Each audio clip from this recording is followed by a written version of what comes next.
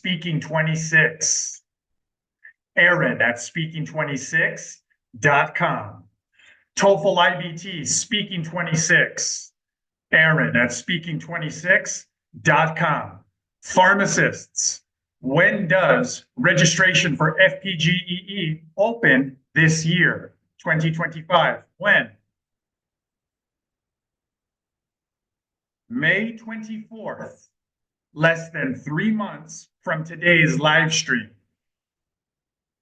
Some of you are going to make it in 2025.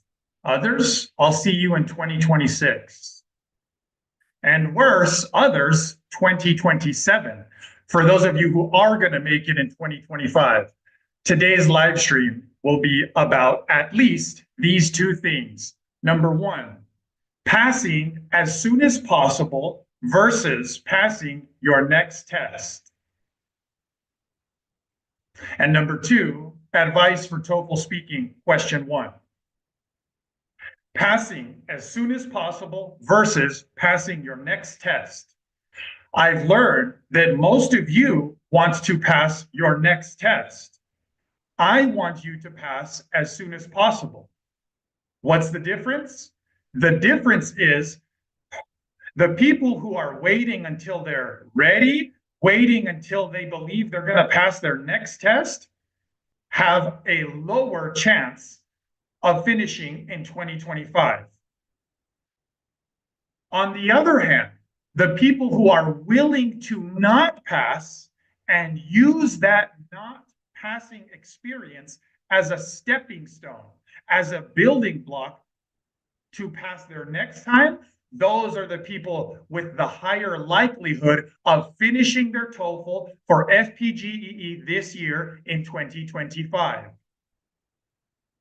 I have learned that it is very hard for many of you pharmacists to take the TOEFL and not pass, even though FPGEE doesn't care how many times you take it, even though CVS and Safeway and whatever doesn't care, you, for some reason, do care. Can any of you tell me, can any of you pharmacists tell me any negative repercussions to taking the test 3 times over the next 3 months instead of only once at the end of 3 months? The difference between as soon as possible versus your next test. Can any of you tell me any negative repercussions that come from that? If you can, send me an email because I'm always open to learning. But I don't think you can tell me that FPGEE, NAPS, CVS, SAFE, I don't think you can tell me that any of them care. I think I can tell you that you're the one who cares too much, that you're the one holding yourself back. Aaron, it's hard to take the test and not pass. That's because you are choosing an attitude.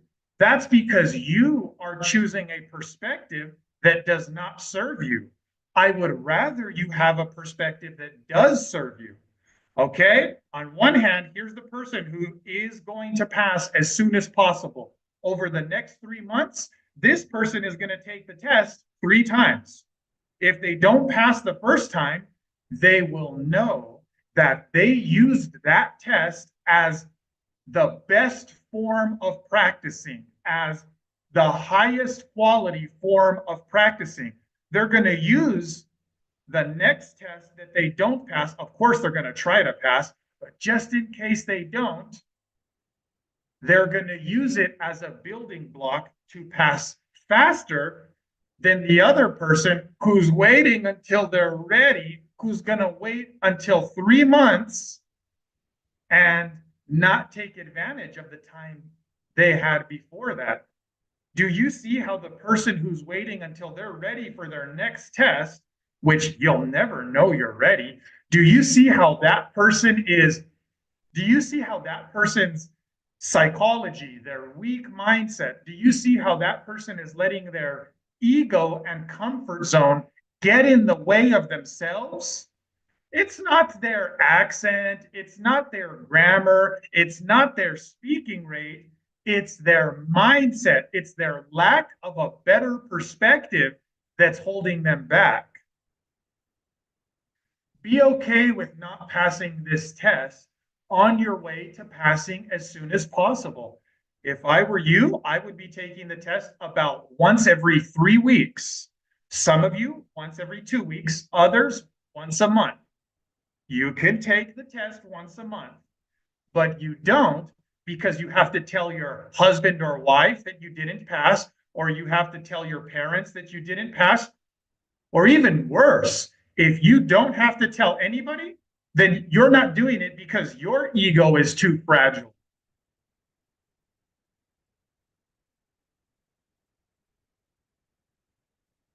I hope you make the better decision. And instead of thinking you're going to wait until your next test when you're ready, go watch my videos with all the pharmacists that I helped pass and realize one thing. When they took that TOEFL that they got 26 on speaking and finished all 4 of FPGEE's requirements in one sitting, when they took that test, they did not know that they were going to pass that test. About 1 week later, about 6 days later, when they got the results, they were happily surprised. They didn't go into that test knowing with 100% certainty that they are going to pass that time. No. Instead, they went in bravely to pursue their goals. They had the courage to pursue their dreams, meaning they were willing to risk failure. And that's why they are further along in the process than you currently are. If you're not willing to risk failure, then you don't deserve it as much as the other pharmacists who are willing to risk failure. Speaking26.com. The second part of this live stream is about advice for TOEFL speaking question number 1, TOEFL IBT speaking question number 1. This week, I was helping a pharmacist on his way to getting 26 on speaking and finishing his TOEFL for FPGEE's requirements, 2025.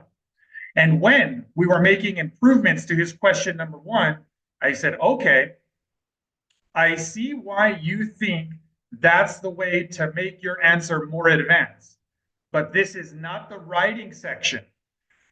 In the speaking section for 26, I see why you think, or I see why you would blindly take the advice of tutors and teachers who have not shown as many verifiable humans getting 26 on TOEFL IBT speaking as I, Aaron, have. Now, let me show you the advice that I've given the people who have passed. And I told him, it's up to you. You get to decide if you like this or not. I showed him that his strategy was this. He used his 15 seconds to prepare to formulate these overly complex sentences.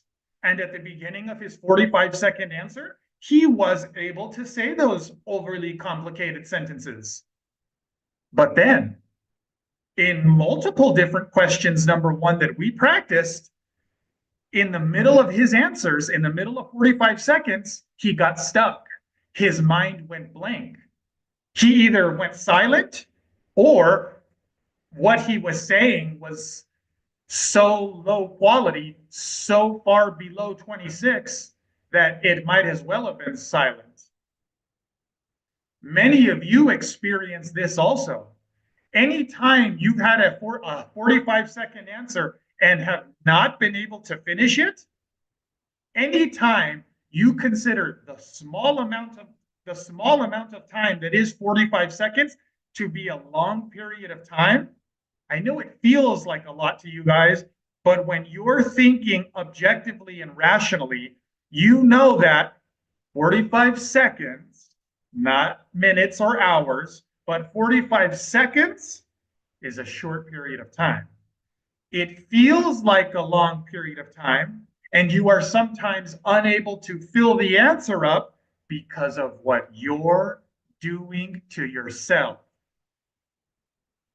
What you're doing to yourself, what other teachers and tutors who haven't shown as many verifiable humans getting 26 on TOEFL IBT speaking have been telling you to do is to use your most unnecessary, overly complicated, complex sentences. You make it too hard on yourself. And that's why you freeze, or that's why you get stuck, or that's why you say, I can't think of what to say.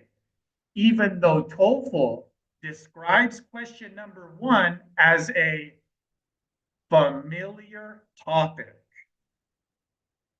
Pharmacists, those of you who are going to pass in 2025, which is probably less than 30% of you. Pharmacists, less than 30% of pharmacists. Of course, you can talk for 45 seconds about a familiar topic. The reasons why you sometimes cannot is because you're making it too hard on yourself. You think you have to say two reasons. You think you have to insert a personal example, even if you don't really have a personal example. And in other ways, you're making it too hard on yourself. Hey, Aaron, how do I make it easier on myself? Good question. You make it easier on yourself by focusing on what TOEFL's scoring rubrics say. Underneath topic development, it says progression of ideas. Focus on progressing your ideas. Hey, pharmacists, the less than 30% of you that are going to pass in 2025, you have ideas. You're an adult, you're not a child. You're an ambitious adult, you're not an unambitious adult. You have graduated. You have ideas. You already have ideas, especially about what TOEFL describes as a familiar topic. Like the topics on TOEFL IBT, speaking question number one. You already have ideas. If you will allow yourself to use your natural fluency, the thing that other people have gotten you to incorrectly view as not academic enough or not advanced enough, once you allow yourself to access the natural fluency and ideas that you, of course, already have, you will be progressing your ideas better in a higher scoring way, more automatically, just like you want to be. Okay? So stop putting so much pressure on yourself for every sentence to be genius. This is not the writing section. It's the speaking section, and you benefit the most by having confidence and by speaking in a good flow. At any point in this live stream, did you feel like I constructed a sentence that was complex and flexed my speaking fluency muscles the most to try to impress you? Or is the best part me being able to speak for 45 minutes if I wanted to, because I'm comfortable, because I'm confident, because I'm progressing my ideas?